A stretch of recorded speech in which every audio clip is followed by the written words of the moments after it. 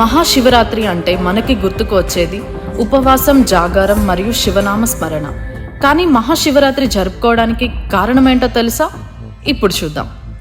మన హిందూ పురాణాల ప్రకారం సృష్టి మొదలైన అప్పటి నుండి బ్రహ్మ, విష్ణు, మహేశ్వరులు ఈ విశ్వంలోనే త్రిమూర్తులు అని కూడా అంటారు.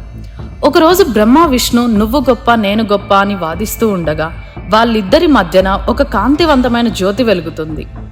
అందులో నుంచి ఇలా వినిపిస్తుంది: మీ ఇద్దరిలో ఎవరైతే ఈ లింగం యొక్క మొదటి భాగం, చివరి భాగం కనిపెడతారో వాళ్ళే గొప్ప అని వినిపిస్తుంది. వెంటనే బ్రహ్మ, విష్ణు చెరోవైపున వెళ్తారు.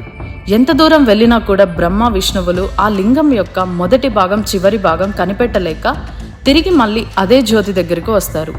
అప్పుడు బ్రహ్మ తిరిగి వచ్చి తను చూసి వచ్చానని అబద్ధం చెప్తాడు.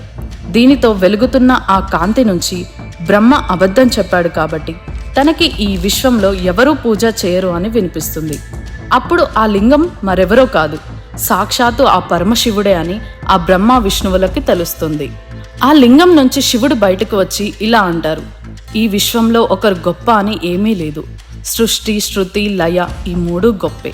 అలా మాఘమాసం 29వ రోజున శివుడు లింగ రూపంలో ఉన్న జ్యోతిలో నుంచి ఆవిర్భవించాడు.